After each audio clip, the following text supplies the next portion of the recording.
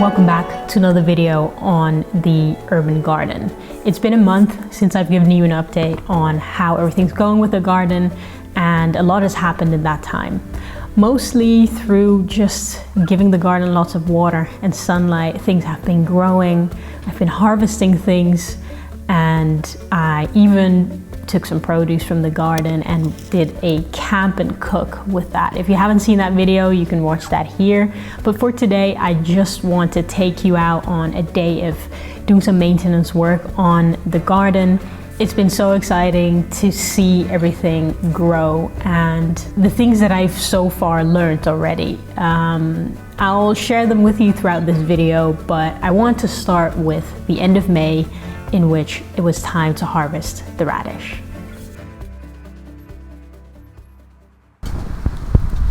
I just got home and the radish are ready to all be harvested. I don't think they're very big because I did plant them quite close to each other, but I'm excited to see how many we have. Well, that one isn't really impressive. See, they're all quite small.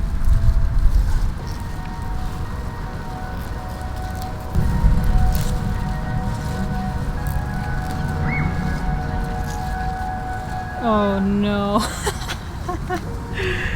That one is really not a radish, is it?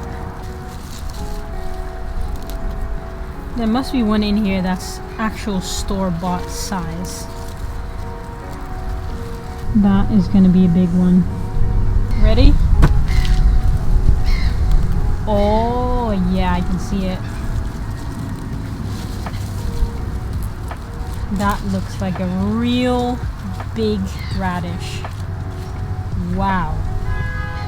I think the tomato will be happy that these radish are coming out, because it is a tiny planter compared to how much I put in here. Alright, that's it. You're free.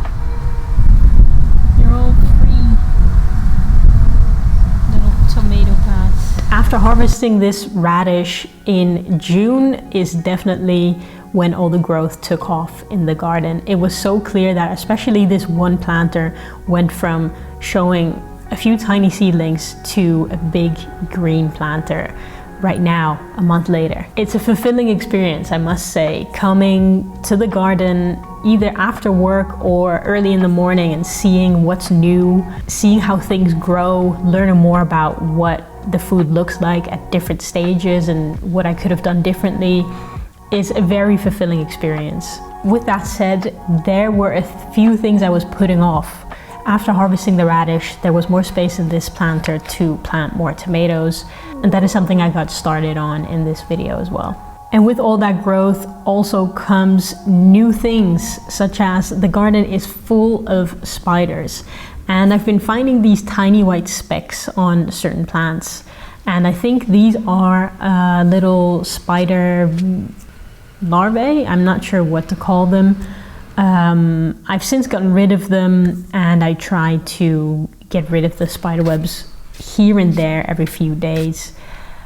They are part of the ecosystem, so my aim is not to completely get rid of them. I think it's good so that we have less mosquitoes, and there's a lot of swallows in the area that also fly around and eat spiders and insects. So I just want to make sure they don't totally take over the whole garden and then destroy the plants with either spider mites or whatever they're called.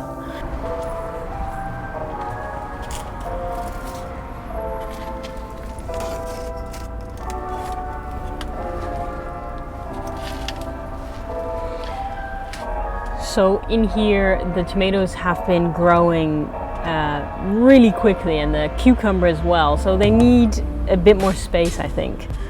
I hope I can make that happen, because I definitely did plant more than I can actually house in planters. So I hope that either there's enough space left over. Oh my God. Look at these cute flowers.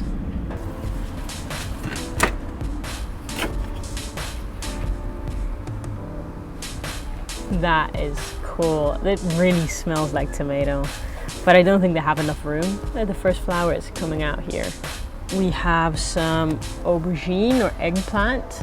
And do you remember the cherry tomato that wasn't doing really well? Look how big they've become. So actually, they're fine. You just need to give them some time. Even the one that was growing outside survived, so I'm really, really impressed.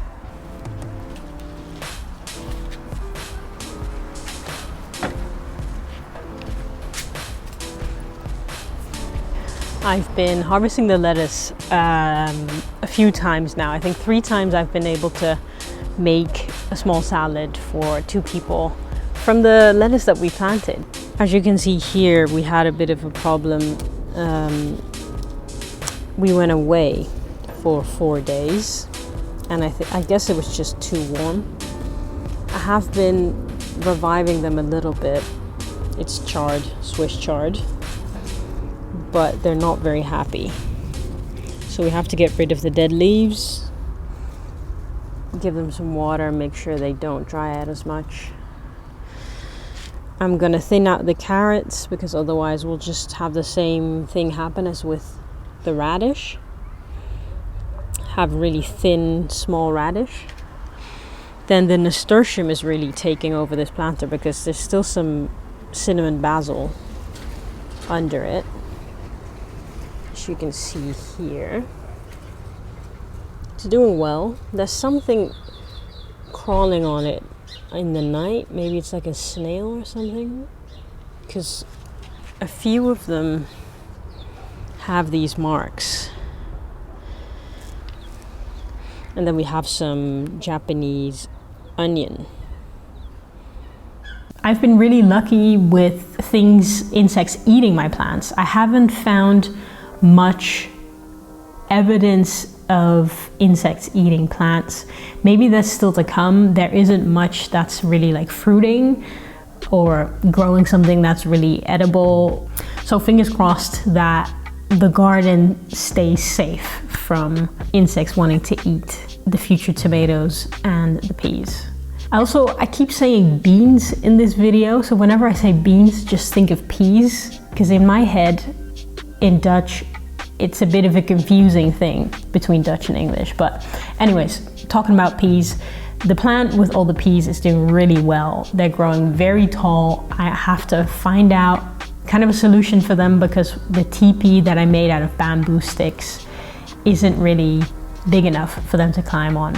So one of the 3 plants was able to make that their little home, and a few peas are starting to grow. But the other 2 need a place to crawl on. Right now they're just crawling onto the vegetation that's outside of the garden, just on the edge of the garden, which I think is fine for now. But if I want to make the plant produce as many peas, I'm probably better off building something that they can actually climb on.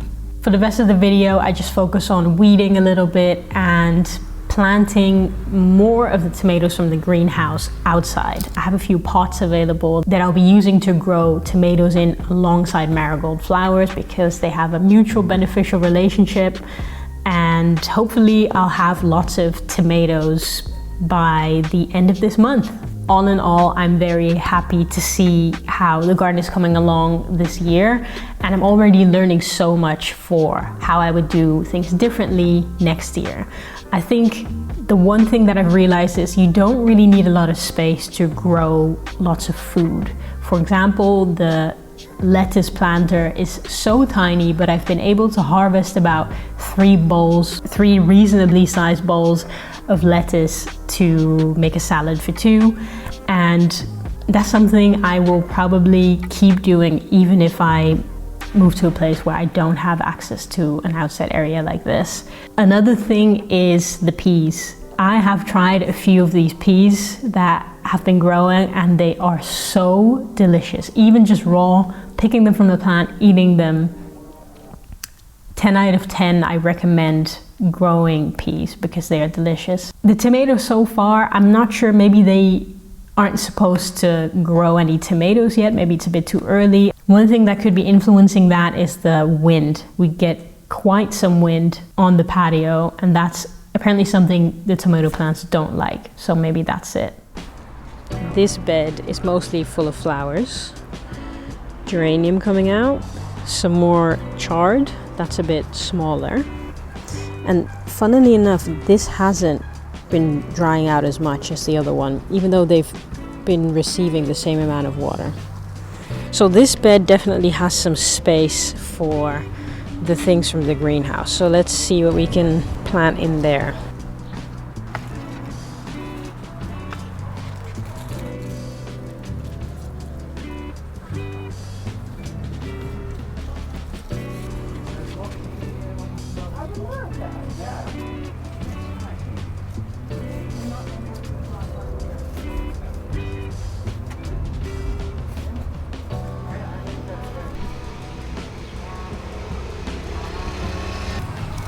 Then here we have a planter, another one of those small ones with some parsley. I used this parsley on some Vietnamese spring rolls, and it was really, really good. This soil is also so dry, so I'm going to put some wood chips on the top so it doesn't dry out as quickly, because right now it's just big clumps of dry soil. That can be good.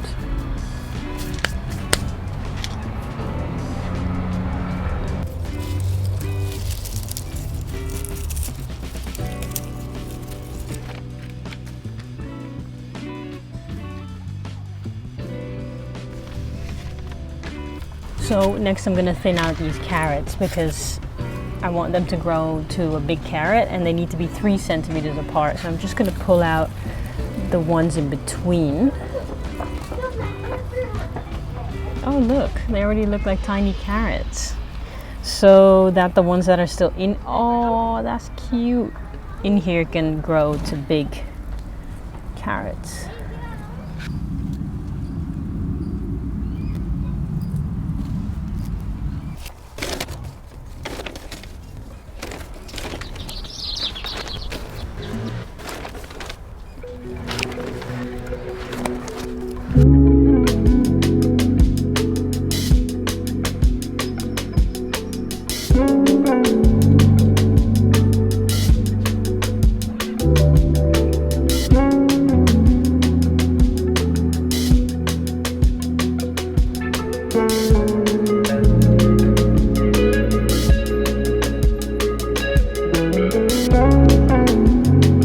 In any case, I want to thank you again for watching this video and following along, and I'll see you in the next one.